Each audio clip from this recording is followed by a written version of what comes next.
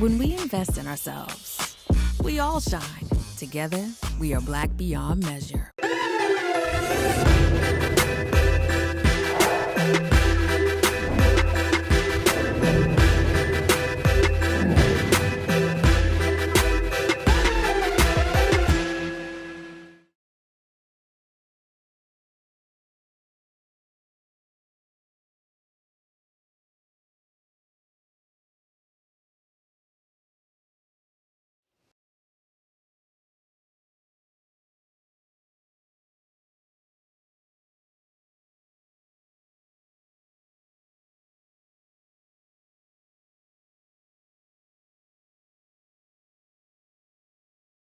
All right, so first of all, Sherri, before we started this here, let me tell you something. You used the cuss word at me that I got a problem with. You mentioned lima beans. You don't understand. You don't like lima beans? Sherri, let me try to be as clear and I'm gonna try to be as lima beans with beans.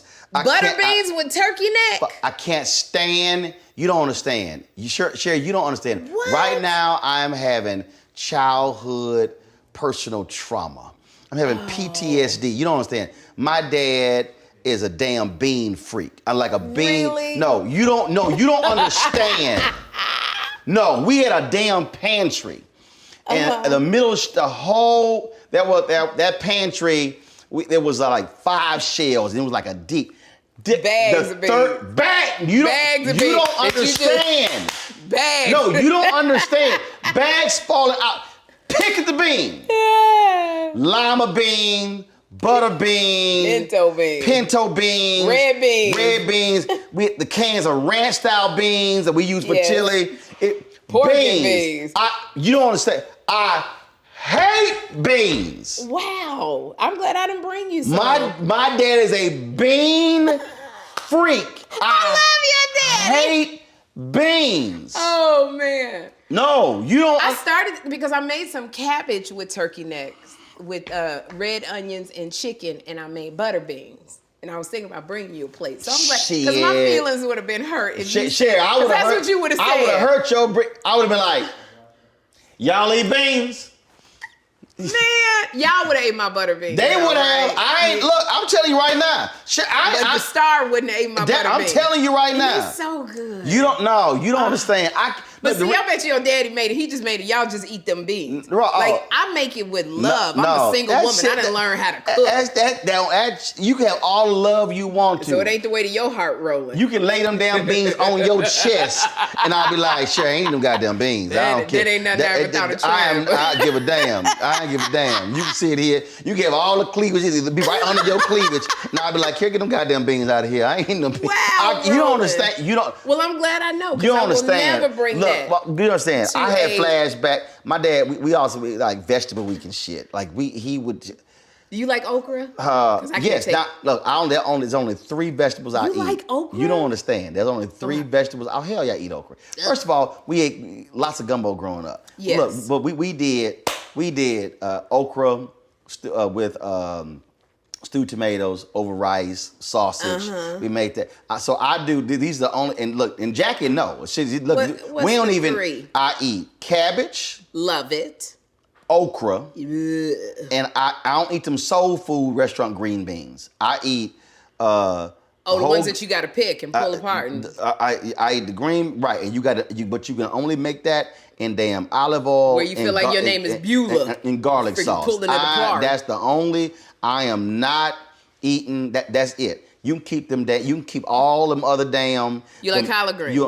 No, hell no. You don't like collard hell greens? No. What's the turnip greens? Hell no. Okay, here's why. No, hell no. Don't come to me. We could have never been together. No, we could. Your ass is gonna eat this shit yourself. Cause see, I know how to cook. I was baking at 7, cooking at 8. I don't need you to cook for me. I'm good. I don't need you to cook for me. There's only a few things I can do for a man, and making food is one of them. No, I don't need you to do that. Shit, you do the other 3, 4 things. Okay, well that's what I know not to bring. I don't even. You understand? My dad, we would eat all these damn vegetables, and I was sitting there going, man, did he make her eat this shit? Well, I'm like, this dude and this squash and these. Okay, all them greens you mentioned. This is why I don't like those. Right. So Miss Elkins was our babysitter. Right. Okay, Miss Elkins. She lived on Fidelity Road. We lived in Clinton Park in Houston. They had all that. I hated the smell. Right now, I could be sitting in that back room, and the kitchen was right here, and the sink was over here, and they had one of them like a small dining table with two vinyl chairs over here, and I could see them damn greens in that sink. And the smell, I could smell right now. No, that's chitlins. No, it wasn't chitlins. No, you don't understand. They had all, I'm telling you. They was soaking the greens. Here, I can right now see them sitting in the sink. I can see them damn beets on the table. Right. And smell, so the smell. You don't So for me, if I ain't with the smell, it will not be eaten. And I could not stand the smell of all them greens and the beets. And I used to sit there and I'd be like this here. Oh, they're coming all the... Those are the memories growing up for me in Chicago. I can't. I don't eat peanut butter. I hate the smell of peanut butter. Damn peanut butter and jelly. We good. Roland, what is wrong with you? I can't stay. This is just staple food. No. You like chitlins? Hell no. Okay, all right, we agree on that thing. My mama's mom was making some chitlins. I walked to the house. I said, "Oh!" I ran. Yes. Yes. I ran. No, you don't understand. I ran out of the house to the street. My dad came like, "What?" I said, "The fuck." Wait, how old was you? 7? No, I was in the funk. The funk. It was the funk. I was like, yo. I hate. We wasn't allowed to run out. If we even did that, we would get a whooping. No. I remember chitlins being little, and every year they would take it out of that big old tub, and it would sit there for seemed like 2 days. And I remember it was all gray, and they used all that hot sauce. I would go, it stinks. And then when I realized it was dead intestines, I'm like, why are we eating this? No. I can't do chitlins to this day. No, hell no. You know, it's a delicacy. They used to sell it at Bloomingdale's over in New York. You could buy chitlins. They stupid. They would ship them out. They stupid. That's what I said. That's never. Dumb. So I am very, okay. So Henry says I'm particular. Yes, you are. With food. No, you picky. No, I'm not picky. I'm specific. All right, well. It's like I hate cold food. I hate cold food. Chicken salad, tuna salad. Hell, cold. okay. No. Now, we fixed tuna. Potato that was cold. salad. I ain't eat that. Macaroni salad. Hell no. Salad. Hell, I eat salad, but if I put eggs or bacon on it, you gotta heat that shit up. You don't more than particular. No, you don't understand. You hey, are Henry, bring me your phone. So Henry been with me since 2009. We in Washington Watch. Yeah. So Henry got a whole list. Henry, bring me your phone and give me the list. Henry got a whole like we'll be sitting around joking. He was like, it's called the list is called shit Roland don't eat. That's the list. Oh my God. Oh no, you don't understand. I can't stand cold ass food. I was at University of California at Berkeley, and all that shit was green, yellow, red. Yes. I was like, y'all got anything brown? Anything? And it was all these pastas and everything. Right. I was like, I said, I know it's a professor's lounge. I got a microwave in here. I got to heat this. I said, I got to heat this shit up. I got to go. Gosh. Oh, I found a microwave. Because I'm telling you, all right. So Henry keeps this list. He calls it the Martin Madness. I don't eat no damn macaroni and cheese.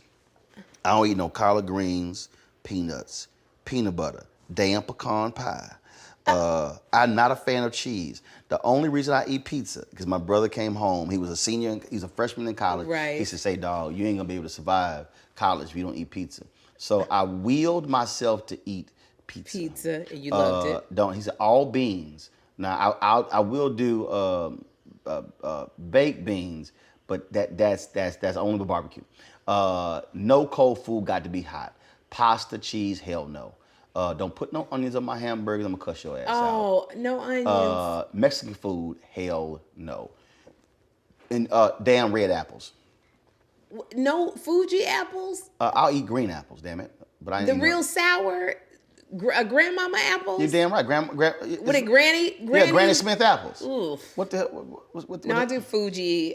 What the hell is Fuji? It's a sweet apple. It's a sweet red apple. Don't bring no damn red Gala apple. apples, red. Don't bring no red apple to me. Oh my God. Don't bring that. That's what they had in the garden of Adam and Eve. Yeah, that's why Eve lost her damn mind. And she had left some of that stuff alone. Red apple? See, that damn red apple, everything would have been fine. Had the green if apple. they had a granny apple. Anybody trying to get a granny apple in the garden of Eden? everything would have been fine. They had a granny apple. that shit up. She read the red damn apple. Hell, you did this stuff right. This stuff right. But no, I know what I like. And look, as long as we all fine, and again, I know how to cook. See? So you cook what you like? Right, because I ain't never, look, a woman ain't got to do much for me. Yeah. I don't need her to iron shit. I got that. Yeah. She ain't got to wash no clothes. You the last of the Mohicans. I got that. Roland. You understand? You really Jackie washed, no, here's what happened. Jackie washed something of mine, that shit shrunk. I was mad as a, I said, first of all, I ain't asked you to wash. Oh, Roland. But how you shrunk my shit? I said, there's a label. Did it say dry clean? No, it's a label. I'm like, all you got to do, and she was like, look, I wash all my stuff. She don't even be paying attention to all that. I was like, look, she's like, this was Jack. She said, you got too many special clothes. Yeah, I'm beginning to agree with Jackie. She call it special clothes. Yeah. Cause it's like, okay, so my linen, this is gonna be dry clean. Yeah. Okay. I got my African outfits, I got my formal outfits, I got my golf shorts. Look, my golf shorts, Hager, wash them warm. Not cold, not hot, warm. Don't dry that shit high. Dry it low. That's why I'm like, so. Roland, you so big. I mean, but I understand you don't want your stuff to shrink. You don't want to be wearing no Daisy Dukes. So we sat here. I remember we at our house in Dallas. It's probably second year, maybe first year marriage.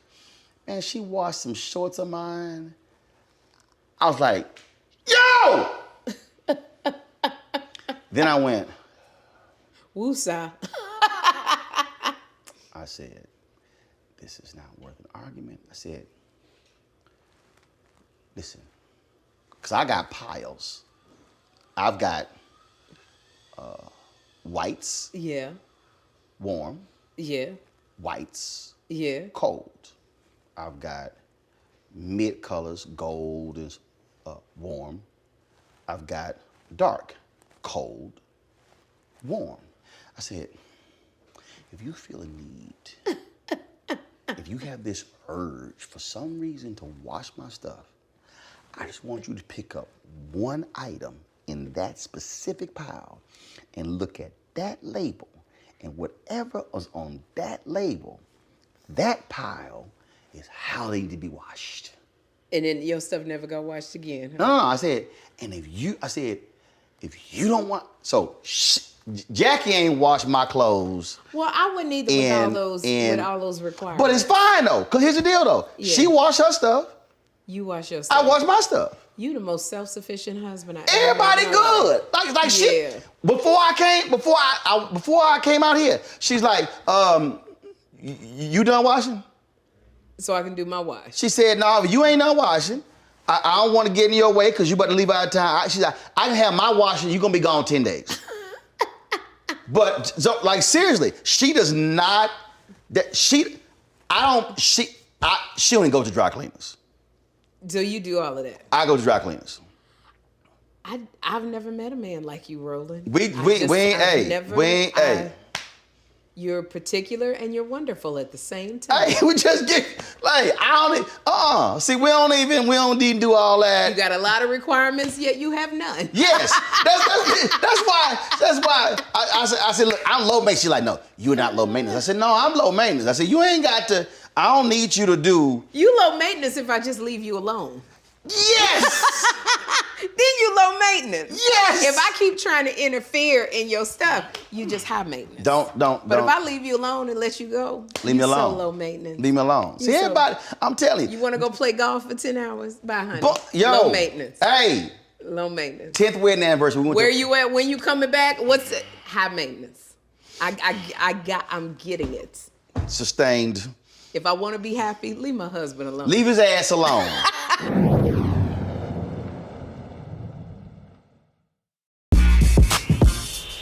When we invest in ourselves, our glow, our vision, our vibe, we all shine. Together, we are black beyond measure. Can you believe the nerve of these Republicans? They only want to block progress for our community. They talk about cutting Medicare and Social Security. They played politics with veterans' health care. They voted against the George Floyd Justice and Policing Act and funding for our HBCUs, and against lowering prescription drug costs for our seniors. These Republicans keep trying hard to stand in the way, but President Biden, Vice President Harris, and Democrats won't let them. They are delivering for us. The Democratic National Committee is responsible for the content of this advertising. When you talk about blackness and what happens in black culture, we're about covering these things that matter to us, speaking to our issues and concerns. This is a genuine people-powered movement. There's a lot of stuff that we're not getting. You get it, and you spread the word. We wish to plead our own cause. Too long have others spoken for us. We cannot tell our own story if we can't pay for it. This is about covering us. Invest in black-owned media. Your dollars matter. We don't have to keep asking them to cover our stuff. So please support us in what we do, folks. We want to hit 2,000 people, $50 this month, raise $100,000. We're behind 100,000, so we want to hit that. Y'all money makes this possible. Check some money orders. Go to P.O. Box 57196, Washington, D.C. 20037-0196. The Cash App is $RM Unfiltered. PayPal is R Martin Unfiltered. Venmo is RM Unfiltered. Zelle is Roland at RolandSMartin.com. Pull up a chair. Take your seat. The Black Tape with me, Dr. Greg Carr, here on the Black Star Network. Every week, we'll take a deeper dive into the world we're living in. Join the conversation only on the Black Star Network.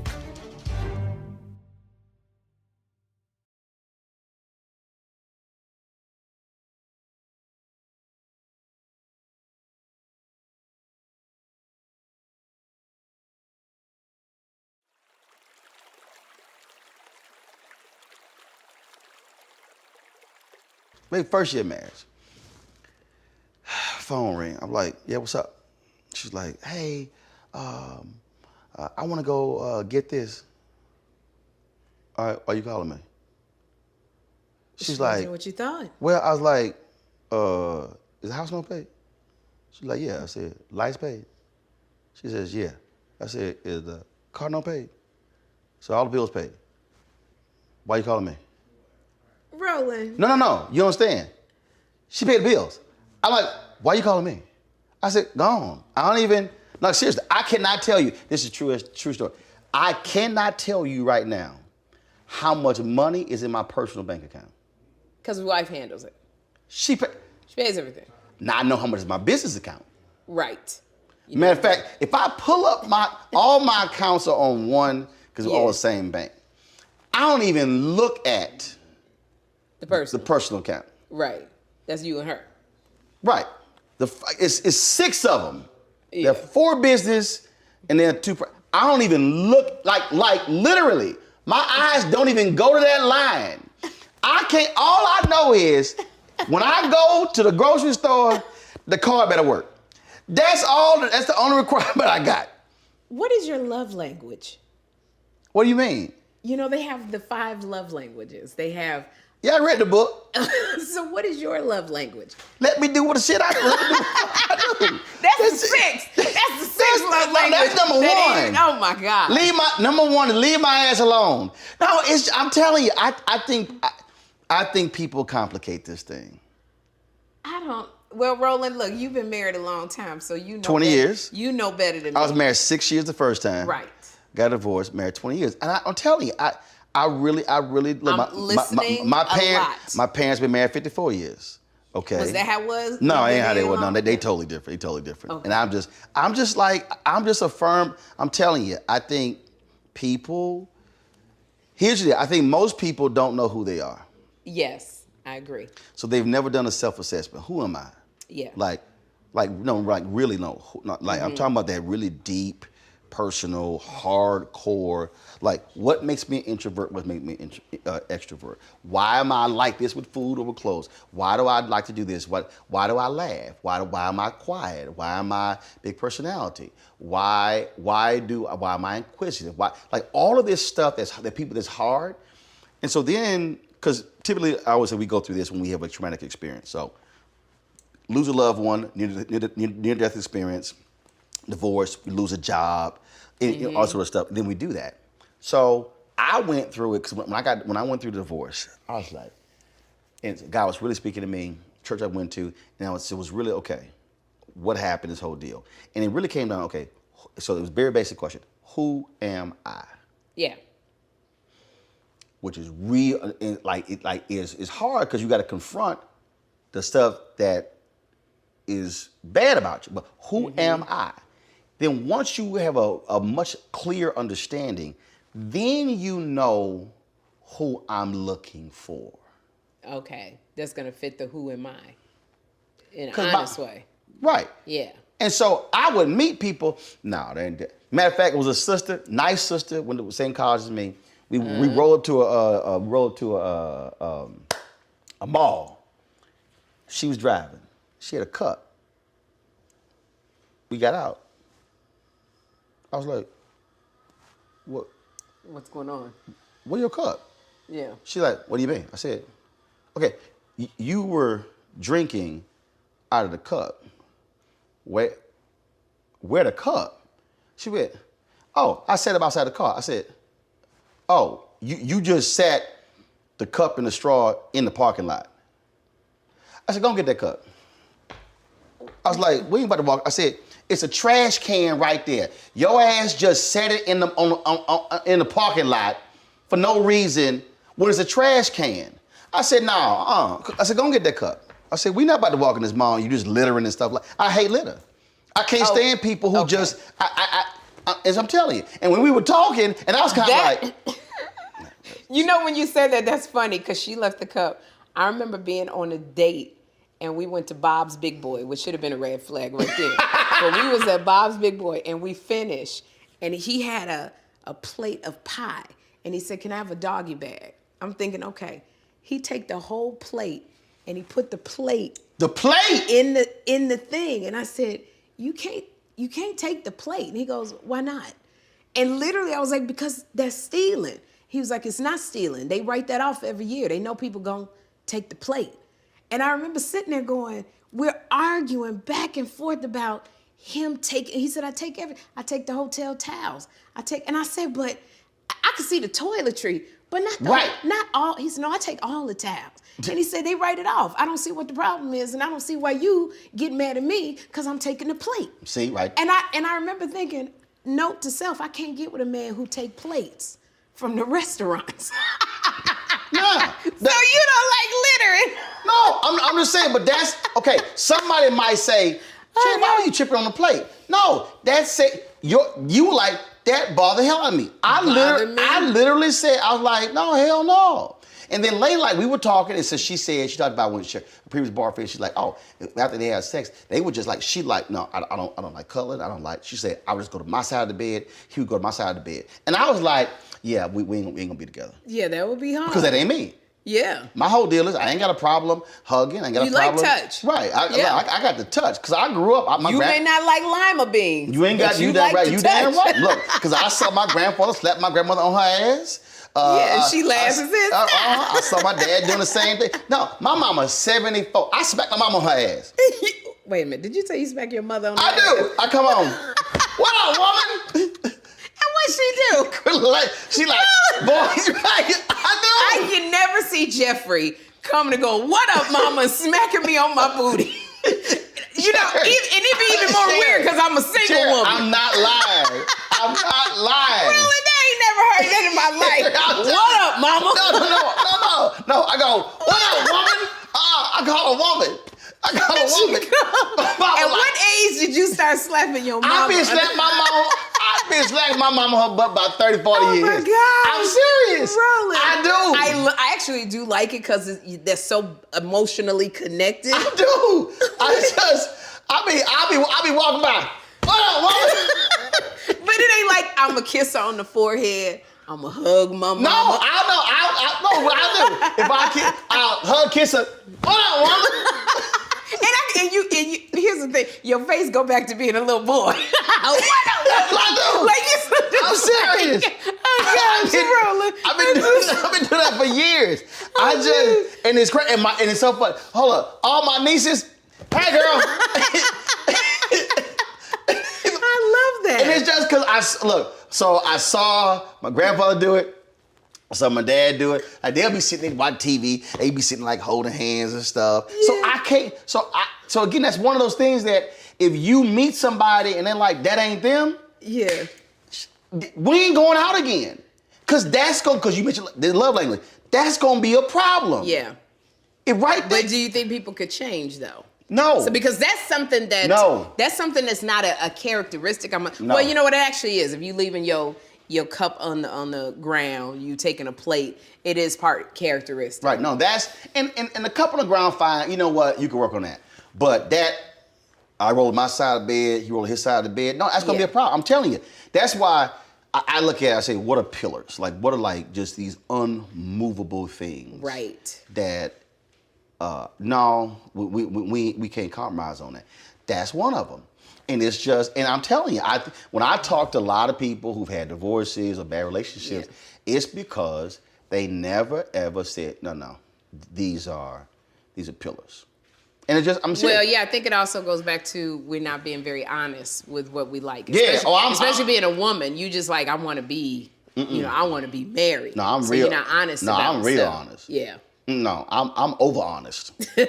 No, I'm like, could you be so honest with yourself when you walking down the aisle and you go, I don't know if I can do this. That would never happen. Because you wouldn't get that far. I would have we wouldn't even got to the engagement. We would not have even gotten to the 6 month of dating. No, it was just because, again, I'm telling you, if I was this one, she was like, baby, how you doing? Do you miss me? This shit ain't gonna, no, this ain't gonna work. This ain't gonna work. Oh. No, because it was, baby. You don't like that needy. Oh, do you miss me? No, her ass can't stay. No, this ain't gonna. It just was too, it was too much. It was gonna drive my ass crazy. Cause it's, no, No. Because you knew it wasn't going to be one time. It was going to drive. It's keep going. going to drive my ass crazy. Now, see, somebody else. See, for me, I don't mind a man going, did you miss me today? Did you think about me? And I go, yes, I did. That ain't I don't mind. Talking. Roland's gonna be doing romantic talking. Roland gonna be doing But see, my love language is words. That's my point. Of affirmation and words. So I love talking. That's my point. Yeah. So when you know you, and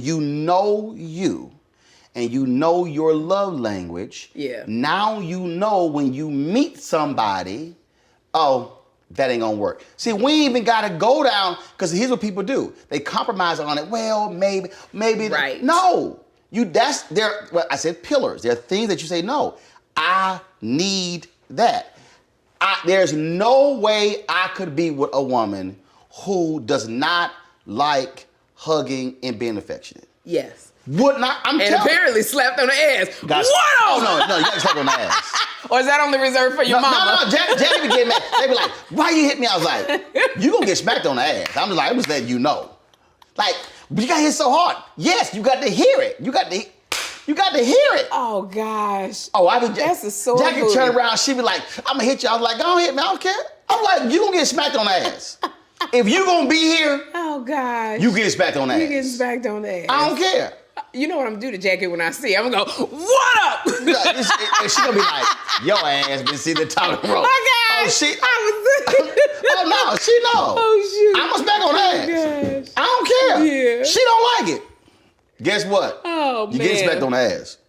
I think I like the honesty. I think that women, we are into. A lot of women say, "Well, we can change. We can." And now being here after 2 divorces, I go, "You can't change." No, anybody. You are who you are. You are who you are. Yeah. And it's like, and that's fine. Yeah. Your ass just not gonna be with me. Absolutely. And it's okay that they go and I before. Younger, I was like, no, we gotta be together 24/7. We gotta wear a red t-shirt that say, I'm his, he mine. Oh, hell no! I got that's that Pete and repeat shit. That's what growing up, I don't know where the phrase the Bopsy twins came from, but that's the phrase where you look like the Bopsy twins. Yes. I don't know what the Bopsy twins You gotta is. have like the hell no. stuff no, on. do you understand? There have been numerous times she's gotten dressed, I've gotten dressed, and we walk out and get no conversation. Ain't like I looked at her outfit, same color. Shit, I'm changing. We ain't, no. Not even the same color scheme. We ain't changing. No, hell no. Goodness. We ain't changing. No. I said we change it. I'm like, either you about to change or I'm about to change. But we ain't wearing the same colors. So cute. No, we are not. I ain't with the t-shirts no more. I used to think that I saw a couple, and I'll never forget, you remember how, like, when you say you're young and something stuck in your mind?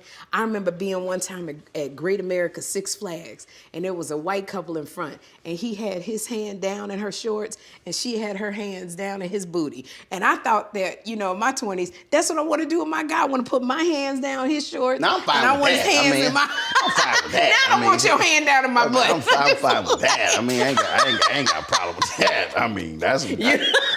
I ain't gonna dismiss that. I'm cool. Cause sometimes you got might be a stiff wind that day. You got to hold on. That's why I couldn't be with a flat ass woman. I mean, you got to be able. Something got to be cuffed. Something got to be. There has to be a hook to. Can you believe the nerve of these Republicans? They only want to block progress for our community. They talk about cutting Medicare and Social Security. They played politics with veterans' health care. They voted against the George Floyd Justice and Policing Act and funding for our HBCUs, and against lowering prescription drug costs for our seniors. These Republicans keep trying hard to stand in the way, but President Biden, Vice President Harris, and Democrats won't let them. They are delivering for us. The Democratic National Committee is responsible for the content of this advertising. When we invest in ourselves, we're investing in what's next for all of us. Growing, creating, making moves that move us all forward. Together, we are Black beyond measure. Into the bin over the window seats. These are the only bins that will accommodate larger overboard.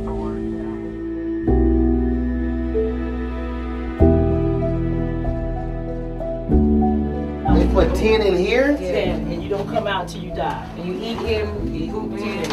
Oh my God. So what?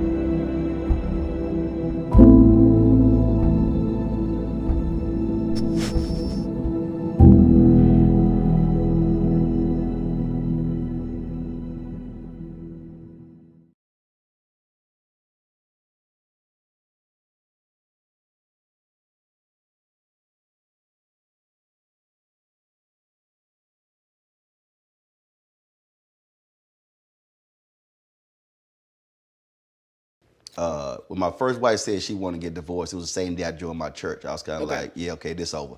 And so that was like March. That was like March of '99. I only been in Houston a month. She wanted to get divorced. Fine, okay, a month. So I'm going to my disciples training class. I was one of the folks, you know, when the time for walk down the aisle, decision counselor. Yes. I was one of them.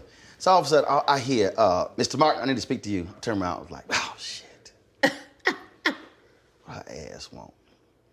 Because a couple weeks earlier, I come to church. She said a little late. I disagree. First of all, preacher ain't started preaching yet. I was on time. Okay. So rest of that stuff, that's preliminary. That's like going to a football game. And oh, you mean all of the worship, the whole worship? Yeah, that's like warming up before the game. That's you entering in the presence. No. I'm in the presence when he stand up and she stand up about to preach. So I roll up there, and so it was a woman named Jackie who I grew up with when I was Catholic, and so they were standing next to each other. So Jackie, let me introduce you to Reverend Jackie Hood. She says, I said, man, let me go over here and get me a seat. She's like, well, if you got here on time, you would have had a seat. That's what Reverend Jackie Hood Jackie said. And I went, yeah, okay, whatever. And see, I was like, whatever. And see, you gotta understand, like we had this like large church. I don't sit in the back. No matter what time I get there. Yeah. If there's a seat that's open on the front row, you want it. Roland walking his ass to the front row. So you walking by, and the usher be like, right here. I'd be like, like, so it's now mind you, long out. It's like 6 ushers. They all pointing like to say, Right like just to move. I don't sit in the back. Okay. Me and Rosa, I don't sit in the back. Okay. It's not gonna happen. You're not a backsitter. No, it ain't gonna happen. All right. Ain't gonna happen. So submission ain't in your vocabulary. It ain't gonna happen. Oh, I break rules. Okay. Well, I break, right. Damn. Rule breaker. Oh, there are rules? That's who you are. Oh, there are rules? Okay. Oh, order off the menu? Okay, whatever. No, it ain't gonna happen. So she said, I need to speak. She said, I need to speak to you. I was like, oh, her ass won't. So she had, remember them white ass little cheerleader type tennis shoes? Yes. Little white ass. Yes. Oh, I couldn't stand her. She had like some khaki pants. I was like, oh shit, what she want? This is Reverend Jackie Hood. Yeah, she come on in, get head gray hair, her glass. I don't know what her ass want. Okay, fine. Okay, all right. So she's like, well, I was talking to Pastor West, and I needed something edited, and he said, you were the best person in the church you can do that. I was like, yeah, that's true. Because I was managing. I know, she was like, I was manager of the Houston Defender, and so she had some like pamphlet. I was like, all right, so okay, so you want the church edit, you want the real edit. And what'd she say? She's like, well, I want the real edit. I was like, yeah, okay. So I pulled my red pen out, I marked that shit. I had the blood of Jesus on that pamphlet of hers. I did extra editing. I mean, I was like, switch this, change this font size too wrong, move this photo, change. I was like, okay, there you go. And what'd she do? And she's like, thank you. I was like, all right, went to my class. I wasn't trying to fool with her, because see, I remember the lad too, little funky comment she made a couple weeks earlier. So then like a couple weeks later, she goes, I saw like, so how you live project? Your Lil project. Lil. To the Reverend Jackie Hood. Lil. Okay. Yeah, Lil. L-I-L. L-I-L, your Lil project. How your Lil project come? She's like, did you have to call my project Lil? And I was like, how your Lil project? So you go forward a few months. Is the Tuesday Bible study before Thanksgiving. Yeah. I'm talking about Fred Brother Care. So we stand in, we're not in the sanctuary. This is an important part of the story. Yeah. We're in the atrium. Okay. We're in the building. Right. But we're not in the sanctuary. Right. This is an important distinction. Okay. So I'm talking. So we were having a singles party that weekend. Remember, I've already gone through divorce. Yeah. And so she was down there with this other woman. They were going over where they gonna play stuff. And Carrie was talking, and I was like, you know what?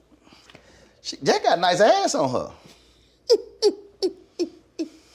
She had a pair of black pants on because before she had that preacher robe. Right. I mean, you couldn't see nothing. Yeah. So I was like, and Carrie's like, yeah. I was like, nah. So then the group was supposed to go out to eat after church, and then so folks dropped off, and so like she needed gas. We pulled in the gas station. So I got up, pulled in the gas. That wasn't a big ass deal to me. I mean, that's just how I was raised. So she was all impressed. Man, it wasn't a big deal to me. Mm-hmm. So we go to the dinner. If folks drop off, with just two of us, we had about 5-6 hours. You know, shit. We just talking. And I ain't trying to sit here and date nobody. Divorced 5 months, whatever the hell. And then eventually we got together, and I told her, I said, see what happened when you wear the right pair of pants to church? Okay, I'm done. That is so funny. What? Because I'm thinking when she made that comment, no, and he was like, no, it was the ass. That was the first thing. If I had not seen the ass, it would have been, you would have paid her no mind. Would have paid her no mind. So there is power in the booty. You wear the right pair of black pants to church, you might get your husband. How long did y'all date? Oh, I'm talking about not long at all. I'm like, no, seriously. The guy was like, this is you gonna marry. I was like, say, dog, you tripping. So you knew very quickly. I wasn't trying. No. Okay, you wasn't trying. God told you. Mind you, I got divorced in June. This is November. I'm leaving. I'm buying a house back in Dallas. I'm leaving Houston. I came to Houston to save my marriage. I'm like, I'm going back. I was like, no. And so I was like, I'm going back. I said, I know this person. I'm going to kick it with this person, hang out. Yeah. I was like, that's cute, but that's not how you going to marry. I was like, okay, whatever. All right. So then it was like, no, this is who you going to marry. I was like, G, you tripping. That's literally what I said, G, you tripping. You was having feelings. No, because I ain't having them, I don't have them King James conversation with the Lord. I was like, G, you tripping. That ain't happening. All right, now he's like, okay, all right. This is hysterical. You can say what you want to say, but this is how you This is who you gonna marry. I think about the third time, I was like, say the same thing. He's like, look, you keep saying but this is who you gonna marry. And about the fourth time, I remember I was taking a shower. I heard, this is who you're going to marry. I was like, all right, G, stop tripping. Wow. Fine, I got you. Really? Okay, like, chill. This is me like, in the shower. Chill, okay. All right. Like, all right, okay. Like, I get it. So, I go to her, I was like, no, look, all right. God has said we're supposed to be getting married. But I need to reconcile this. So we ain't gonna have no conversations for about a year about getting married. Because again, I just got divorced. Remember, I was like, yeah, and she had a fiance who passed away. I was like, yeah, we ain't about to sit here I said, so we gonna hold that thing off about a year. So don't even bring it up. Mm-hmm. Just don't even talk about it. So she's fine with it. And then next year, we at my parents' house, and I grew up with a family that caters. My grandmother catering business. I was like, all right. I said, can y'all call y'all church, find a date in April? Really? Yeah, I never proposed. What made Jackie say, okay, this is who I want? That's what I'd be curious to find out. Well, he'll call her. I don't know. Now, okay, I'm gonna have to call Jackie because I'm very, very curious. No, because you are really a handful, Roland. I'm not. Yeah, you are. No, I'm not. See, that's the problem. People think, but again, if you leave me the hell alone. What woman want to hear this? God told me I'm supposed to marry you. But we ain't gonna talk about it for a year because I'm still not sure. Hey, I ain't gonna be sitting here. God was talking to you at the same time, and so you had to let me work through it. She let you work through it. And then she's rewarded with, we all catered. Y'all pick out the thing. We pick out the date for the church. You gonna be there? I ain't give her a ring till the day before the wedding. Oh my God. It wasn't all that drama. That's why God said. It wasn't all that drama. And she had a fiance here passed away. Are you romantic? Oh yeah, I'm romantic. Yeah. You are romantic. Yeah. Oh hell yeah. What do you do that's romantic? Well, first of all, you say, what do you do is romantic? What are your actions that say you're romantic? Oh no, it's just say you're romantic. No, it's natural love and affection. It's if we do things together. First of all, I'm a hell of a masseuse. So let's just go ahead and be real Okay, clear. so you do you can do a great Oh, hell yes. You work them hands. Oh, hell yes. Okay. Yeah, I got a whole Kama Sutra kit. Home kit, travel kit. All right. Multiple oils. Now, do you say, this is what I'm going to do, or you just do it? I just do it. I ain't got to sit here and like send no email. Shit. You just... No, the kit sit right next to the damn. No. You got mango, you got raspberry, you got chocolate, you got original, you got all of it. You got cool mint, you got the honey dust powder with the feather. All of that. You got all that. Oh no, got skills. No, ain't no baby oil. Oh, okay. Yeah, you get what to get on. Ain't no baby oil. Yeah. No. It's the full. Then they got a Kama Sutra travel kit. I did not know. It's like a little box, little small bottle. You can put that in your toiletries kit. So boom, when you hit the road, boom, you're good. Okay, I didn't know this. Yeah, absolutely. Maybe I'll put it in my, that little treasure chest for when I do get married. That's all I'm saying. It'll be already there. That's all I'm saying. So no, I am. But I'm telling you, I go back to where people screw up is they don't understand who is this person? Right. But before that, who am I? When we invest in ourselves, we all shine. Together, we are Black beyond measure. Hatred on the streets, a horrific scene, a white nationalist rally that descended into deadly violence. White people are losing their damn minds. As an angry pro-Trump mob storms the U.S. Capitol, we're about to see the rise of what I call white minority resistance. We have seen white folks in this country who simply cannot tolerate black folks voting. I think what we're seeing is the inevitable result of violent denial. This is part of American history. Every time that people of color have made progress, whether real or symbolic, there has been what Carol Anderson at Emory University calls white rage as a backlash. This is the rise of the Proud Boys and the Boogaloo Boys. America, there's going to be more of this. Here's all the Proud Boys, guys. This country is getting increasingly racist in its behaviors and its attitudes because of the fear of white people. The fear that they're taking our jobs, they're taking our resources, they're taking our women. This is white fear.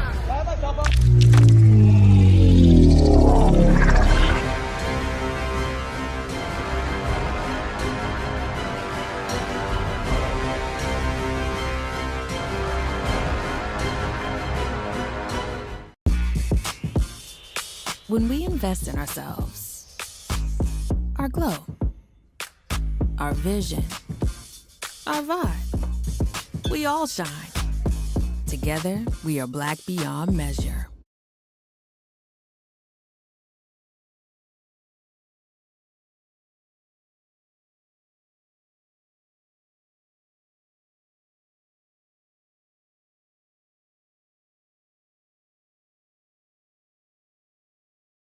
Have you said, okay, who is Sherri?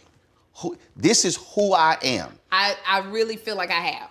After the second divorce, I feel like I went and really went deep into therapy to go, who is Sherri? What makes me tick? Mm-hmm. What makes me smile? What makes me cry? Who is Sherri? Mm-hmm. I think I've come to a good... And it's painful. Yes, very much so. A lot of those therapy because you got to be honest. Now, see, I didn't go to a therapist. I would just mean, I did. It was just me and God. I just worked it out through meditation. Yeah, see, I tried that. It was many times I thought I heard that it was God's voice, and it was not God's voice. Yeah, I knew it was. So I knew. Yeah, see, but you knew. Yeah, you knew. See, but for me, I was like, it has to be somebody more qualified to take me to those places that I don't want to go. Got it. Because even when God is talking to you, it's a small voice, and then sometimes He booms large. He's done that with me with food.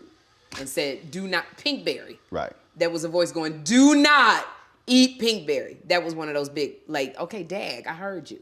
Right. I ain't know what pinkberry is. What's that? Pinkberry, Niecy Nash got me hooked on pinkberry. It is like a yogurt. Oh, got it. It's like a yogurt, like minty, all of it, but it has a lot of sugar in it. Got it. And I got addicted to it from eating it with her. Ah. And I was eating it so much, I was leaving Jeffrey in the bed at 2 years old, walking to pinkberry, getting a big. Damn. I would get a big take home and a large and a medium. Yeah, you were addicted. Yeah, I was addicted.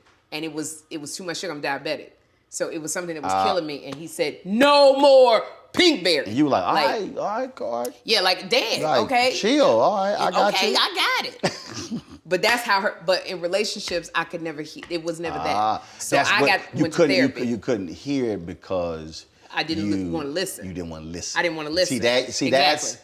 He don't fail you with the voice. It's whether you listen or not. And I made it so that I thought I heard him say, "Go, my child. I bless you in this union. Walk forth." Yep. Yeah, there was a whole conversation. So someone asked me and they said, "Okay, so how did you marry the first person and how did it not work?" I said, "Easy." I said, because what we don't do, and actually this would be one of my after my book White Fear comes out, I'm gonna be doing this book here. Yeah. I said it's called The Four Most Powerful Words in the World, Thy Will Be Done. What happens is we pray for stuff, but we don't put at the end, if it's in your will. Yeah. That's what we don't do. So what happens is we pray for the house, we pray for the job, we pray for the man, pray for the woman, pray for the car, but then say, if it's in your will for this to happen, make it happen. When I joined CNN, that's what happened. I sat in that lobby and I said, God, if this is for me, if this is your will for me, make it happen. And it did. But there have been other times when it's like, this ain't for me, this ain't mine. But you gotta listen. That's where free will comes in. And see, that's the thing. And most folks want to sit here, well, I don't know how it happened because you didn't listen. There have been in my single life and dating where I've said, well, all the time, I go, Lord, if this is not your will, slam that door, shut that door. And ultimately, Roland, something will happen where I find out something or I see something, and that part of Sherri wants to go, but I said, but you prayed. Lord, right. Show me. Which shut you that listen. door. But that's the same thing with jobs. When I knew when the guys who owned Chicago Defender, they were not going to let me run it the way I needed to run. So I was kind of like, all right, you know what? I could do this. I could do some other stuff. I could do a consulting deal. So I'm going through this whole deal. God says, I will not open a single door for you until you publicly announce that you're leaving. Ooh. I couldn't decide internally. I said, no. You have to publicly announce that you are leaving. Now, mind you, this is like October. My contract's not up until March. Right. Like, not a single door will open. And I did. I gave it to the newspaper, let it out. Literally the next day. A phone call, then another phone call. Then and these people who already knew. Right. None of these things were happening while I was in this. Well, I could do this, I could do it. It's time to go. And that's the thing. So when you understand the power of it, and that where we, and then people say, well, how you know that was God? Like, cause on the other side, like when I got divorced, he told me to leave everything. Oh, and just walk away. He said, you can take that, you take that. He said, leave everything. He said, what I have for you is far greater than that. He said, but I'm going to take you lower than you. And I said, oh, wait, we ain't got to. I ain't signed over all that. We ain't got to go lower. And I did. I lost a whole lot. He said, leave everything. He said, because that cannot be mixed with what I have. Man, my lawyer, I have frat brothers, my brother, everybody like, are you out your mind? Spud Wells, my homeboy. I went to his house in Dallas. We played golf, and I fasted and prayed for 4 days. Golf is always involved in it. I was like, I remember being in one of his bedroom. I was like, I'm gonna trust you on this one. I said, because see, Ro wanna break her ass in half. Ro wanna. So and people like, how you know? I was like, oh, I know what Roland wanted to do. That wasn't Ro's choice. Ro's choice was to break that ass in half. And you know. I left the flames. You know it was me. I know what I wanted to do. But that's the thing that and so when you talk about like same thing. So when you are coming across assignments and have there things that come up where you said and you thought about it, you prayed on it and said no. And people like, shit, what you doing? Nope. No. Yeah, there have been jobs that I didn't take because I just knew it was not it was not for me, or it was more of a gut feeling. It just was so, I wanted to say yes because it was money. Right. It was more recognition, but everything in me was like, and I didn't feel comfortable. And I knew that was God. And I said no. But then there were times, I remember being with The View when they said, we want to extend your contract. And I knew God said, it's time to move. It's time to go. And everybody was saying, Sherri, you got a great job. You're making all of this money. And I said, no, it's time. And they said, you ain't going to be able to, you've been away from Hollywood. And I said, it's time to go. And when I didn't, that's when I realized I was about to go through this divorce and it was going to be expensive. It was going to be a lot. And I said, I'm going to stay. I said, I'm going to stay for a couple of years, so you make this money. See, go ahead. I'm going to make this money, and then I'll get out, Lord. So do a compromise. I'm going to do what you say, but I'm going to do it on my thing. And he went, really? He went really. And you know when he went really? They said that we were heavy in contract negotiations. And they came, my manager called, she said, they're not going to renew your contract. And I went, hey, so wait, what? Just yesterday, they was offering me more money. She said, they just decided not to renew your contract. And I remember sitting in front of the mirror at The View, and I went, what happened? And it was very clear. God said, I told you it was time to go. So if I got to push you out, and I remember I was very calm. I was looking in the mirror just like this, while I could hear this voice inside my head going, I told you it was time to go. You gonna go. Right. Like, oh. And I said, but Lord, I got this going on and that going on. And I could just hear laughter. Like, what you think, I just got here yesterday? Like, really? Didn't nobody tell me, Sherri, what is the angel? Who is the angel that's supposed to have put the note? And he said, do you trust me? And I said, not really, just a little bit. This is just all I need. And that's also being honest though. And that's all, I mean, when I said, he said, gonna take you lower. You get divorced, June 99. Go back to Dallas, buy a house, promise job, get there, dude who offered the job, not returning phone calls. Wow. Like I literally bought a new house in December. Wow, and said I'm here. And I'm like, what the hell? I'm like, your punk ass ain't returning phone calls? And to this day when I see his ass. Wow. I'm like, deuces, don't even come near me. And so here I am, scrambling. God's already said, this is who you're gonna marry. New house, no stable income. Walked away from managing editor job with the Houston Defender because that's not why I was there.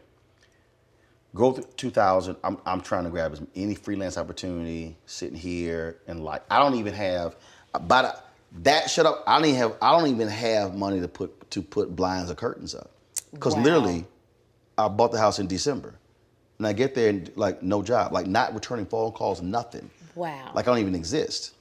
And I remember when so I go through 6 months, like it was around June, early July. He starts writing all this stuff down. This is what you're gonna be doing. So then I'm like, all right, I'm ready to go. He's like, no, I got to move some people in place. All these things will not happen at the same time. And then literally I get a call to produce an election special for a cable network. It was $10,000 a month. Yo, that was like, that was it. And I'm in LA, Democratic National Convention. Night Al Gore accepts his nomination president, appendix ruptures. In the hospital 5 days. While I'm in the hospital, Forerunner, which lease was up, but I was still driving, they get it from the airport. I sent a colleague to go get the Forerunner to take it to my house. She gets there, she's like, can't find it. And I'm sitting there, so no vehicle, hospital 5 days, no health insurance. Oh. And then, so I remember when we're back and forth, she was in Houston, but I had her SUV. I'm about to drive it to Houston, transmission goes out. And so now I gotta get home. And so one day a check came in, it's probably about $200. And I was like, yo, I gotta deposit this check. Cause I'm like, keep lights on. Called several friends of mine, nobody was available to take me to the bank. So I had to walk to the bank. Now this is Texas, it's August. Oh my goodness. It's hot. Yes. And you talking about, I'm walking 6-7 miles one way. So now it's 14 miles. I get home, Sherri, my legs are throbbing. I'm talking about throbbing. Oh. And I get in the house, I said, look, I ain't mad at you, but I'm pissed off right now. I'm like hot, like, you know how we qualify. I ain't mad at you. I'm pissed off right now. And this is exactly what I hear. I said I will supply your needs. I was like, look, I heard you. But the transmission out, nobody was there available. And he said, do your legs work? And I was like, yeah. He said, like I said, I will supply your needs. See, that's that kind of answer you just want to go and curse and be like, that's such a low, right? That's such a low, right? Oh my God! That's exactly how I was like. Oh, so you got jokes? Oh like, my God! You tripping, huh? Oh my gosh! So I will supply your need. Your legs worked. Your legs worked. He said, that's that frustration. Be like, Lord, yes. I just. So like even so when you talk about again relationships or career, whatever, it's when you said it, okay, I'm gonna trust you, but then that's when you know, because the reality is we don't know what's on the flip side of that opportunity. Absolutely. Because we've been there where you did it and it did not turn out well, and you're like, what the hell was I thinking? He's like, because you weren't listening. Because you weren't listening. Like, you gonna listen now? And it's so interesting because I've seen where I didn't listen and where it got me. I've seen where I listened. And that thing of leaving the view and him going, apparently I got to push you out, changed my whole world. Everything that I thought would never happen, happened and more. See? So much so. So when people say, do you ever want to go back? Do you regret? No, because it changed everything.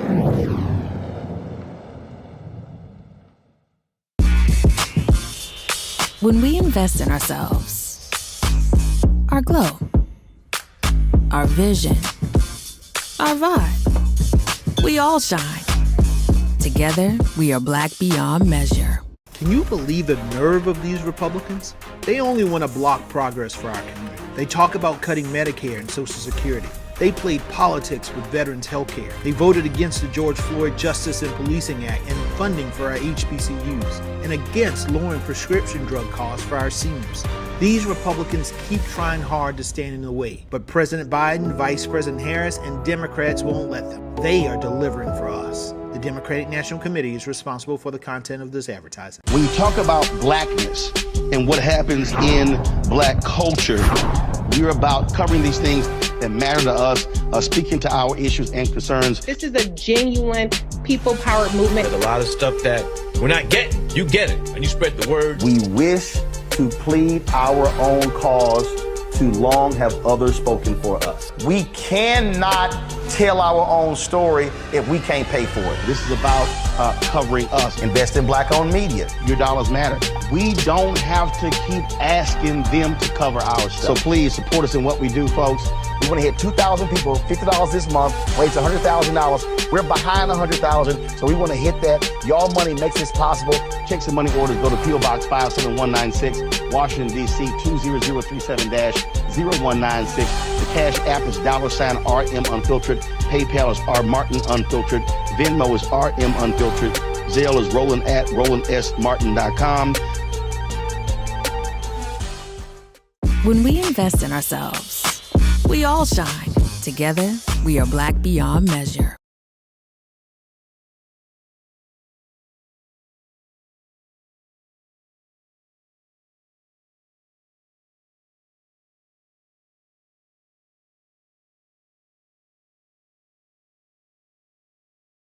The generation before us, they didn't have a lot, and we were conditioned. Look, you get you a nice job. You got a good job.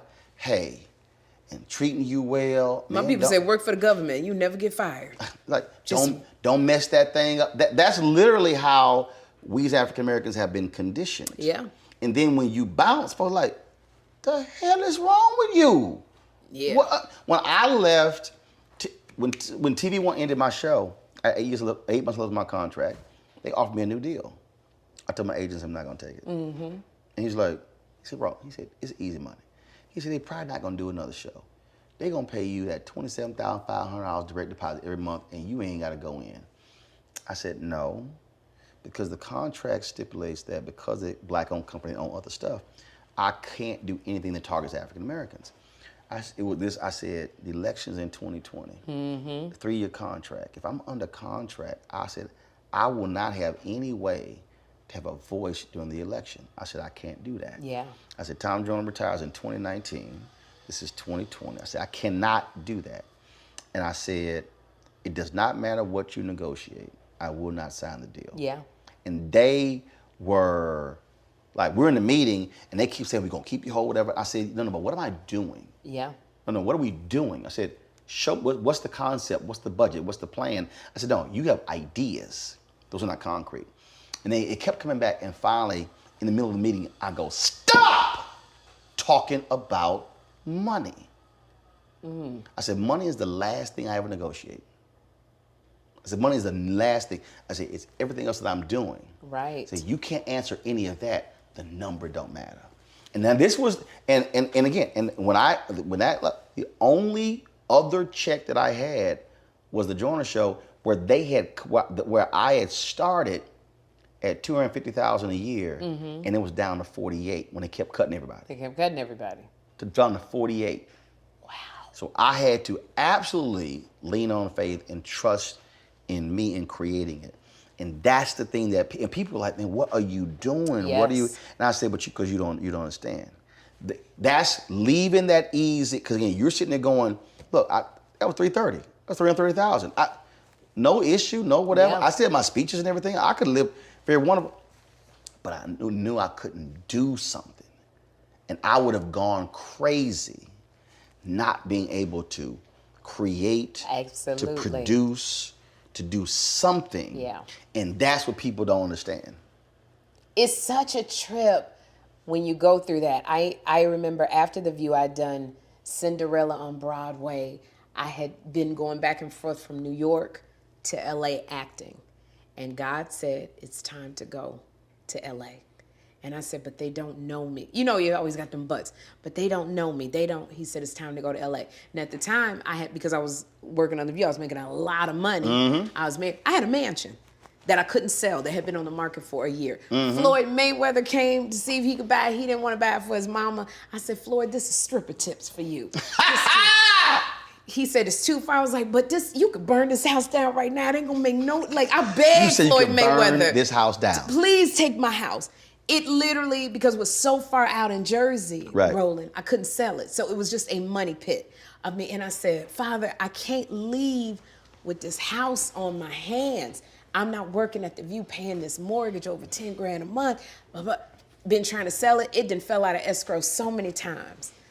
Do you know? And I said, Father God, if it is truly your will for me to go to LA, me and Jeffrey, something got to be done with this house that's been on the market a year. Do you know a man who did the algorithms for Groupon? He was looking to build a house. His child had autism. My house was around the corner from one of the premier autism centers in the world. His contractor said, we can build one, but there's one that's on sale or on the market. Let's go look at that one. He made an offer that night. Whoa. And he said, I want to close in 5 days. He paid me cash. And I think we had one glitch. There was no gate lock around the pool. I put a gate lock on it, but it wasn't up to code. And the man who, I put the different lock on there, I found somebody to get the lock over there. They said the man who does the permits, he's going on vacation.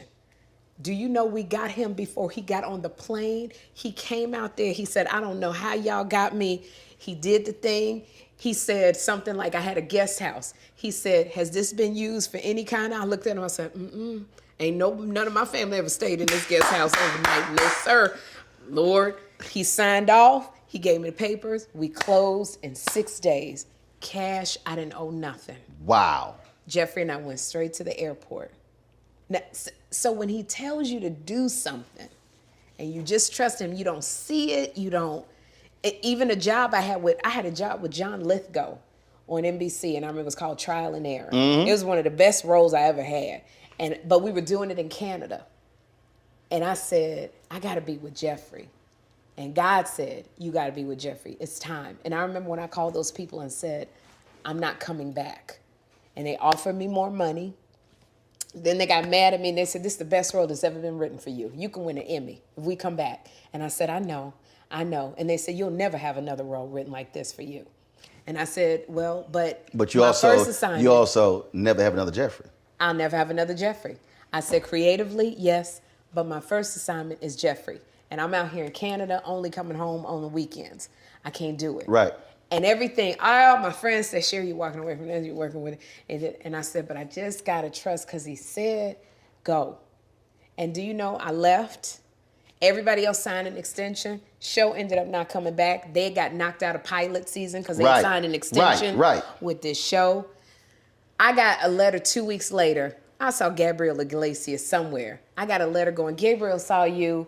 We got a show. He wants you to play the principal in this show. Roland, it was right around the corner. 8 minutes to get there. I could drop Jeffrey off. 8 minutes to get to the thing. And then God said it's time to leave that. I left after our second season. I told Gabriel, I said, now God said it's time for me to get my name on the show. So I gotta leave. You leaving? They're gonna pick us up. It's time to go. Now I've learned to, in my career, right? When God say move, I go, okay. Yeah. Okay. When I talked to Guy Torrey, he said he got receipts. That's right. See, the thing is, I think for a lot of people, they offer you money and say you can win an Emmy, thinking that was going to be music to your ears. But they were actually saying, pick this money and this Emmy over your child. Mm-hmm. And they, because they have experience, a lot of folk before had done that. Yeah. A lot of folks have done that, and then all of a sudden they get older, and child don't want to be around them. Absolutely. Don't know them, and I think it's understanding, or what comes down to what's important. What is important? What's valuable? What's important? Is that important to me? Dondre Whitfield said this here. He asked the brother, he said, do you consider yourself to be successful? It was like, won 8 Grammys and everything. He said, no. He said, you're accomplished. Are you successful? And he said, your kids don't want to be around you. Ooh. He said, you're about to get divorced. You have no relationship with your other child who's 3,000 miles away who doesn't even want to see you. He said, you are not successful. Wow. He said, you accomplished. And I think that's just where, and that's where also the validation comes in. I've had people tell me, yeah, man, but you had a show on CNN and MSNBC. I'm like, yeah, but I own this. That you own it. I said, I own every camera, every light. I said, I can do what I want to do. I can have the conversation I want to have. There are no notes. Right. I don't have a VP of development or programming that you gotta answer telling me how we need to edit this interview. None. And out of all things I've done, I said, I have a complete joy because I don't have to deal with someone else determining my fate. Right. We're gonna come out here with George Lopez Golf Tournament. We're gonna rent this Airbnb. This is what it's gonna cost. We're gonna shoot for 5 days and we're gonna fly back on Sunday. But none of that happens if I don't walk away. If you don't walk away. In 2018. None of it happens. None of it happens. Yeah.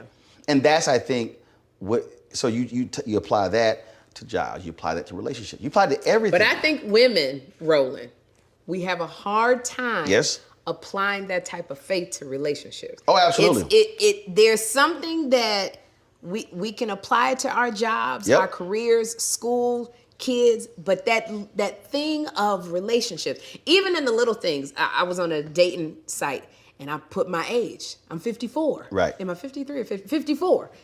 And everybody said, well, you wasn't 54? Oh, that's too old. People ain't gonna go past 45. And I said, or they'd be like, yeah, don't do it. Don't you tell anybody your age. Don't. And I said, but at some point, I gotta have faith. Right. The guy said there's that one. We're not gonna care about the age. Yeah, I know, but There you go. But I think we have a hard, because that fear sets in. Yes. Fear is a big thing. But see, I look at a different fear. Yeah. A fear of not listening. Yeah. See, that's a greater fear. When my first wife said she wanted a divorce, I was sitting there. It was. I'm like, wow, how did we arrive at this point? When in fact, the reality is, I actually had called it 3 years earlier. I said, if these things occur, this way I could be. Literally, I said, if these things happen. And so, remember, I forced a conversation, and she finally said, I don't believe in being equally yoked. And literally was like, ooh. I said, that's it.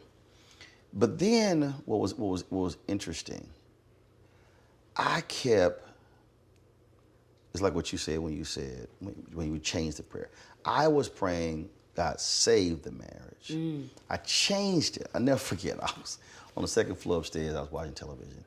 And I said, God, open my eyes to see and open my ears to hear what you want me to see and hear. Wow. Literally, within 10 seconds, the front door opens and she come in the house bitching about some Christmas lights that was sitting on the side of the doorstep and why I hadn't put them up. And I was like, wow, God, that was real quick. Wow. It was something that was it's Christmas lights that the gardener had taken down or whatever. But it was like DEFCON 5. And I was, this is, I come downstairs and I'm standing there in the front door and I'm going, I ain't saying nothing. But it's like, you are losing your mind over some Christmas. Are these lights worth this level of yelling and argument? No. They just some lights that can get picked up and thrown in a box. But, and I'm talking, it was within, I'm talking about literally, door opens, open my eyes, and going off. I was like, man, that was quick. and that was the deal. And I think, so what happens is that's why I go back to the whole, that will be done. Is this for me? Versus that. And for a lot of people, that's just what messes them up. Because I think what we want, especially in relationships. Yeah. Remember I said I knew exactly what I needed, so there were wants and needs. I think the problem is we actually create our list of wants. Exactly. But we don't go back, no, what do I need? Remember I said the pillar. Need? No, this is what I need. Yeah. If take away the house, take away the job, take away the cars, what do I need? What do I need? See, he can be looking good, but what happens if he gets burned? He can be tall and handsome. What happens if he gets paralyzed? Yeah. See, we go through, and I think that's what messes people up, because they don't want to confront. No, you've chosen all of these. I actually hit some brothers and sisters with this with him. I said, we were at this conference, and they were talking about how their mother and father and their relationships, they would go on and on and on and on. So the next day we had a part, I said, we were talking about their list. I said, brothers, could your mama make your list? Ooh. Sisters, could your daddy make your list? Ooh. Slayed the room. Silence. Because it forced them to say, y'all got all this other stuff. Your daddy, who you talked about, special, whatever, your daddy couldn't make your list. Maybe something wrong with your list. Yeah. And that's the thing. So absolutely, as we get older, I think also we look up, there's a bunch of bullshit I was focused on. Because it is. You know, it's so funny because I think we as women, we're afraid to say, give me what I need, or if it's your will, sometimes because what we want is this, and we're afraid that you're gonna go, that's not what I'm gonna give you. Right. I'm gonna give you this. But I literally have a girlfriend who was on all the dating sites. Beautiful, beautiful, beautiful. She wanted a high earning. He had to make this amount of money. Boom. She threw in, because she said, well, God say put what you want. Right. He had to have a plane. Boom. He had to have what? Yeah, she wanted him to have a plane. She wanted him to have a she wanted to have. 2 years later, Roland, we were talking. She said, you know what? I just want a man that's kind. She done went and dated, went on all of these high profile dating sites. Boom. And she said, I just want a man that's kind. Boom. And I said, oh, do you have to have a plane? She said, girl, we can take Delta. It had changed so much. But I know some people, sisters, who would say, well, she's lowering her standards. No, I actually said no. She's actually elevated her standards. Because again, what we've defined, what we do, again, and I'm applying this to job, career, and relationship. Yeah. It's the validation part. It's, I want this person to have all of this and look like this to see what they gonna say. Yes. So just like the job. God told me, man, when you gonna get you a real show? That's why I'm on TV one show. I said, I'm on TV 2 hours a day, 5 days a week. No. He said, no, I know you're TV one show. He said, but I mean a real show. Like CNN or MSNBC. I said, well, you do know we shoot my show in NBC News Channel. Mm-hmm. That when Brian Williams comes to DC, he sits in the same chair I sit in. Right. Because it's in the same studio, same cameras, same walls, same set, same control room. Mm-hmm. I said, but you don't think it's a real show. And so, for many of us, it's sort of like, I got to get that Oscar. I got to get that Emmy. Okay, but why? What? It's that validation. It's what people will think. There you go. When you can let all of that stuff go. When there are some absolutely amazing actors. Yes. Who ain't never won. Do you realize the first award that Frankie Beverly Mays ever got was a trumpet award? It boggles my mind that Frankie Beverly and Mays have never won a Grammy. No. A nothing. No. A performed but yet they sell out everywhere they go. And one of the few groups that will force your wardrobe change. No, seriously. I told somebody, think about this here. We love the Commodores, we love Earth, Wind & Fire, we love the OJs, we can name all these groups. Is there any other group that I gotta put my white on. I gotta wear my white. That's what I'm saying. What I'm saying is, but the thing is, for years, I'm talking about for years, I was hitting this thing. I would see Deborah Lee, I'm like, when y'all go on? I said, and I told Deborah, Deborah, do you understand? They've never won an award. She's like, are you serious? I was like, no, they never won an award. BT Awards finally honored them years later, but they had never been acknowledged. I was there.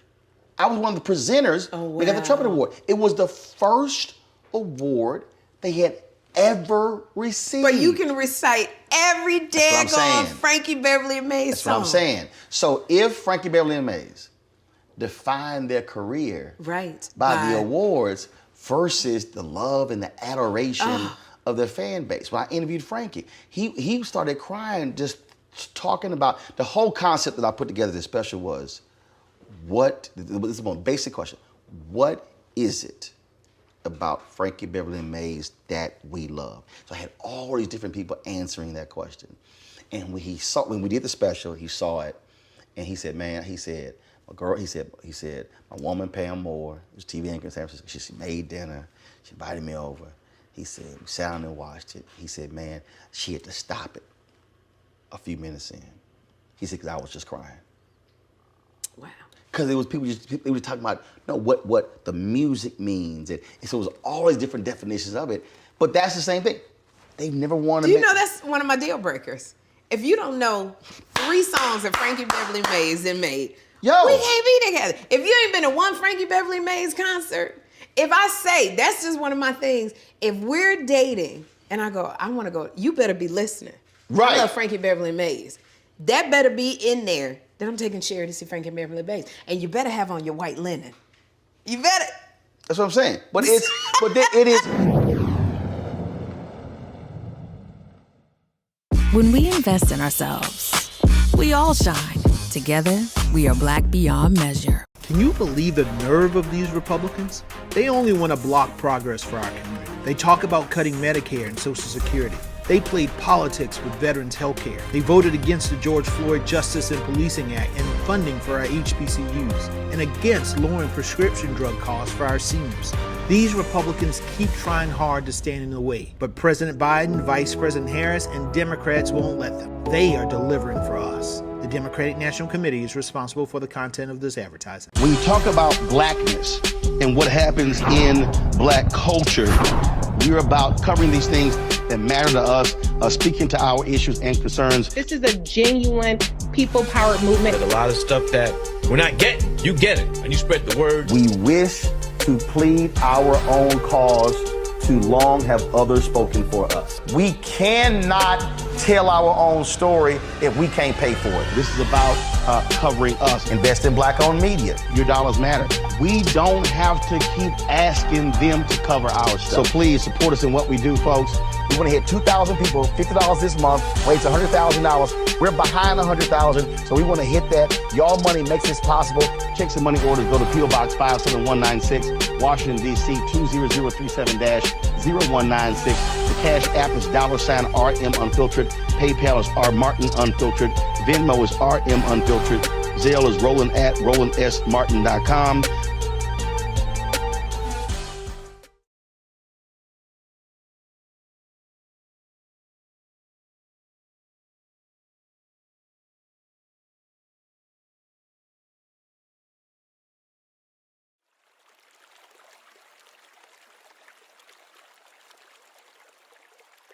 Remember I said earlier when I was like, this really ain't that hard. Yeah. It's not that hard. It's a trip. The relationship piece is not actually complex. It's not if you are willing to actually listen and know who you are versus, I mean, what'd she say? She said, what'd she say? Want to be kind or nice? What'd she say? She said, I want a man who's kind. See, and I've had these fierce debates, but you asking us just to lower her standards. I'm like, no. I said, I go back to could your daddy make your list? What was so special about that? Because he just loved your mama and his family. Yeah. And it what? With a blue collar job.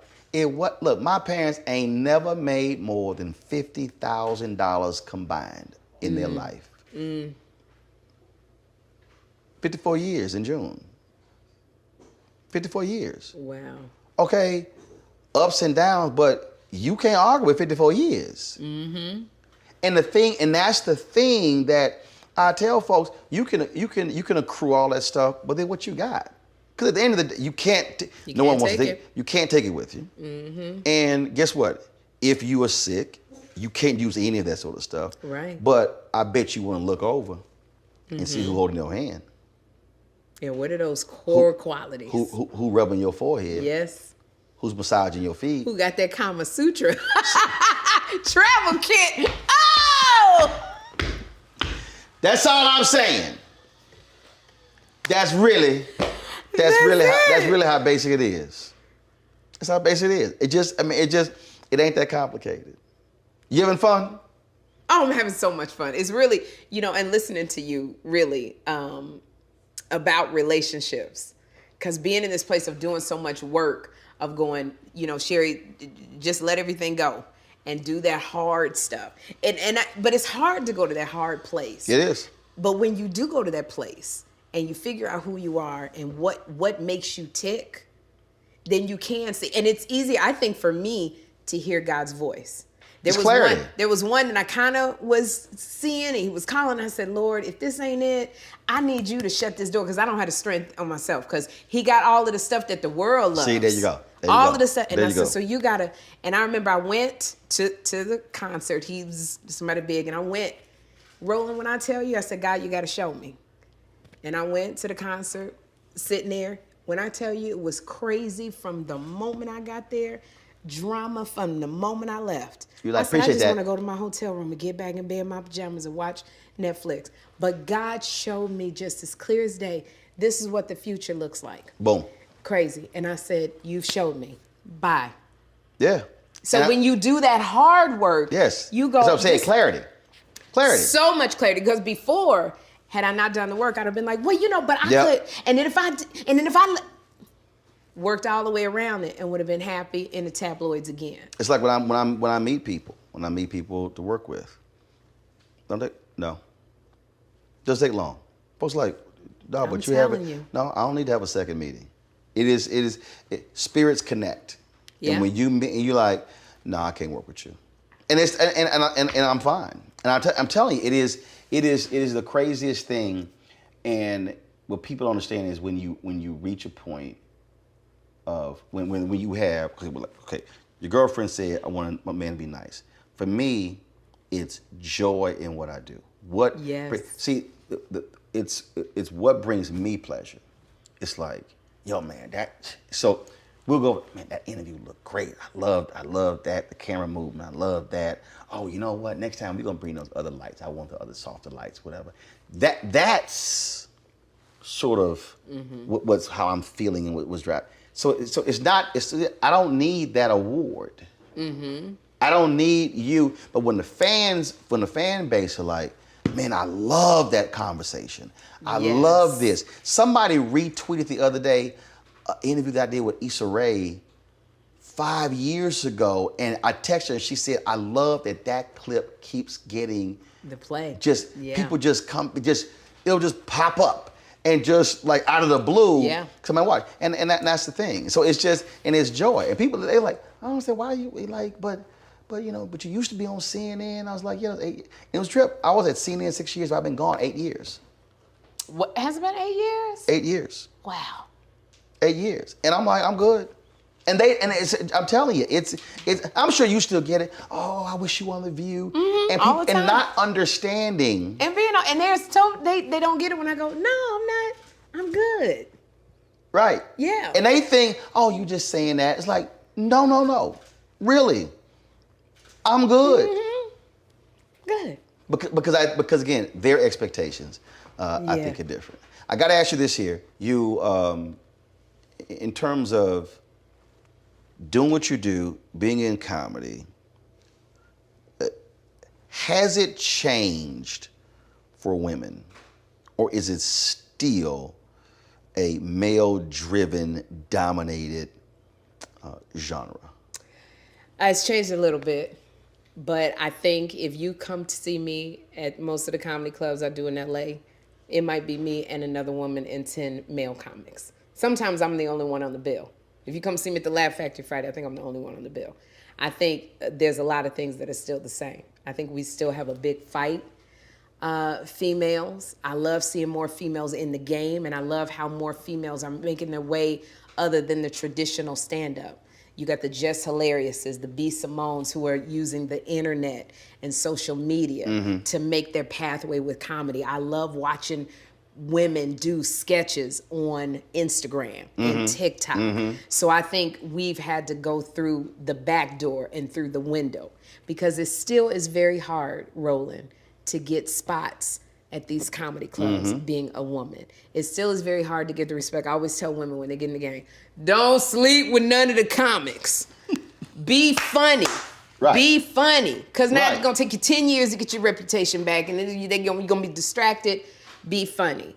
And I know I have to work 4 times as hard to get the respect of David Arnold. David Arnold, every time he sees me, I do comedy clubs, 4 comedy clubs, 3 nights a week. The Improv, the Laugh Factory, the Comedy Store, and I would end with the Comedy Union and see David Arnold. And that's how I get the respect, because he sees me out there grinding and working. I don't think males have to do it as much as hard as I have to do it. Right. So I think, no, we still have a long way to go, but I'm loving the women that are coming in. I'm loving that women are coming in and don't have to downplay who they are on the stage. Because it used to be, if you was too cute on stage, when Angela Means, who was in Friday, had a hard time. Right. Because she came out, she was so pretty, so the women didn't like her. Now women are owning who they are. They're owning their sexuality, and I like that. I like seeing it. So I asked every singer this. I asked Yes. every comedian this. This is the last question for you. If you had to do a comedic versus, and it's microphone, who would you love to go toe-to-toe with? Who would bring out, who would bring out the best in Sherri? Who would you be like, oh yeah, I'm about to take your ass out? Who would that be, male or female? Wow. I think I'm going to be realistic. I could not go up against a Lunel, who is one of my bestest friends, or Monique. I think for me, because I have a lot of joy in my stand-up, it probably would be Kim Whitley. Like, we could go toe-to-toe on stage. I think her and I, and we go into it. I would love to go up, and for me to say against, because I have such respect for these women, I would love to be on that stage with Lonnie Love. Yeah, I see the reason I asked everybody that question, because from a singing standpoint, it's a challenge. It's Wayne Brady said, I would love to go up against Jamie Foxx. And I would love to see that. It absolutely would bring out that thing in Wayne of stuff that he never even realized that he had, or stuff from his archives that he would bring up, as with Jamie. Right. I've seen both of them numerous and that's what I'm times. talking about. So that's why I always have that question, because it's like, yo, who would you, and because who brings out that competitive juices to say, oh yeah, no, I got to be ready for this one. They gonna force me to bring my absolute best. The A game. I say if it was somebody who was gonna force me to bring my absolute, to take out joy and happiness. I'm talking about it's like if you like, yo, if I had to they the shit. I wanna let's go. I would love to go up against Monique. I think Monique is the shit. And I think that Monique would literally, I would be on the stage with their microphone going, all right, Sherri, you got to come with it. And I would love to do that. See, the reason I think that would be, because again, it's audience, 2 people, 2 mics. That's right. What your ass got? What do you have? And it's like. And I would love to look at Monique and go, yeah. See, that's what I'm saying. That's what I'm saying. It's just like people ask me, oh man, or like you giving speeches, I'm like, oh no, I said, because it was someplace they booked 3 of us to give keynotes. They booked Ben Chavis, Michael Eric Dyson, and me. And Spahn was like, who gonna go first? I said, don't matter. I said, y'all gonna let me know I'm going first, second, and third. Don't matter. I said, because I know what I'm about to do. There you go. And they were like, you don't. What? I said, don't matter. I can go first, I can go second, I can go third. I can guarantee you, I know what's gonna happen at the end. I said, but y'all go ahead and pick the line up. I straight up. Yeah. And they had me go first. See, but now they gotta follow you. Right. Woo! And I broke. I was like, y'all text me, let me know how it go. And they were like, your ass walked out the door. They were like, you walked out. It was like, but again, that's that thing that you said, okay, we're gonna kick it another gear. I tell you, I did a show with George Wallace, J. Anthony Brown. And I sat, George Wallace went up, he was exquisite. And Jay was sitting there, he was so nervous. And I said, Jay, what are you nervous for? He said, I gotta follow George. But when I tell you, it brought something out of J. Anthony Brown. That's what I'm saying. Me and Sybil Wilkes was sitting there. J. Anthony Brown went to another level. So I'm saying, actually, this is what he did. There's this great scene in the movie The Legend of Bagger Vance where he said, with the Will Smith character, he said, look at Bobby Jones. He said, he's looking at the field. So Bobby's talking, whatever, but when he's time to focus the shot, all of a sudden, he had all the people in the fairway, and they all disappeared. Yeah. And then the fairway got narrower. And that's what I'm saying. Right. That's what the challenge does. it focuses you. You're like, I'm gonna go up here and chill. No, I can't play. I got to sit here and I got to bring this thing. And that would be, I think that would be audience. That's right. 2 mics. Yes. Y'all go at it. Let's see what happens. We might have to work on that. I think it would. I would love to see verses with comedians. Yeah, we might have to. We might have to work on that. Yeah, that'll be fun. That would be a lot of fun. Oh, it's good to see you, baby. I loved it. See, you know how we do. How we have conversation. Just like you never know where you're gonna meander, where you're gonna go. Well, no, Jake. It was like, all right, we'll figure out. We're gonna talk about something. Yeah. Talk about something. But you hold on. So what's the deal? What you stopped eating the pink berry. I've been looking at all your Instagram posts and everything and showing your little body and now you done went back deep in the closet, pulled some shit out you had that I ain't never worn. Right. Oh my God. All the stuff that you bought that you had. That I've been having for years. I think this thing may still have a tag in the back of it. Stuff that I done had. I'm telling you, look, intermittent fasting, keto. I gave up dairy. I had no sugar 3 years. No soda. It's been 9 years. No soda. Wow. Pork, very limited amounts. But it's all the stuff that I know I just don't need. Right. Because what it has, and this is another thing that God said. When Jeffrey said, Mommy, if you die, who's going to be my bodyguard? Because I'm type 2 diabetic. And God specifically said to me, that is not my will for you. My will is for you to be alive and healthy with this boy who has special needs. And he said, so that's not my will. So what are you going to do? You have the choice. And that was a choice that I made. And it has now he's 16. He don't want to be with me all the time. But I have the energy for him. Right. I have the clarity of mind. Because when you have a teenager, it's a whole different mindset. So you got your nieces, and if dealing with a teenager, it's a whole different mindset. Yeah. It's more, it ain't I'm going to bop you in the mouth. It's more, you got to be 2 steps ahead of them. So it has changed my life. The perk is being able to wear leggings and a tight bodysuit. That's what the perk is. That's a nice one. But what I need is my health for this boy who needs me still. And he's 16. So we got a good decade. I need to be here. So with good health. So you like pink deuces. Deuces. I'm telling you, it's not working for me right now. All right. Well, there you go. You. Working your thing, got a little black leather. And I like being able to say I'm 54 and people go, what? There you go. See, now in putting that dating site, they were like, oh. There you go. Absolutely. And see, again, just like Jackie, you got the right pair of black pants. I got the right pair of black pants. I don't know if you can do a cup, but you can do a pop. It's a quick pop, but it bounces back. Real tight. We done, girl. You ain't got no sense. You so crazy. I love you, Roland. Love you, darling. Thank you. That was fun. Absolutely. Oh, my gosh. That was fun. When we invest in ourselves, we're investing in what's next for all of us. Growing, creating, making moves that move us all forward.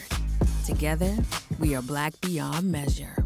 Can you believe the nerve of these Republicans? They only want to block progress for our community. They talk about cutting Medicare and Social Security. They played politics with veterans' health care. They voted against the George Floyd Justice and Policing Act and funding for our HBCUs, and against lowering prescription drug costs for our seniors. These Republicans keep trying hard to stand in the way, but President Biden, Vice President Harris, and Democrats won't let them. They are delivering for us. The Democratic National Committee is responsible for the content of this advertising. When we invest in ourselves, we all shine. Together, we are Black beyond measure. When you talk about blackness and what happens in black culture, we're about covering these things that matter to us, speaking to our issues and concerns. This is a genuine people-powered movement. There's a lot of stuff that we're not getting. You get it, and you spread the word. We wish to plead our own cause. Too long have others spoken for us. We cannot tell our own story if we can't pay for it. This is about covering us. Invest in black-owned media. Your dollars matter. We don't have to keep asking them to cover our stuff. So please support us in what we do, folks. We want to hit 2,000 people, $50 this month, raise $100,000. We're behind 100,000, so we want to hit that. Y'all money makes this possible. Check some money orders. Go to P.O. Box 57196. Washington, D.C. 20037-0196. The Cash App is $RM Unfiltered. PayPal is R Martin Unfiltered. Venmo is RM Unfiltered. Zelle is Roland at RolandSMartin.com.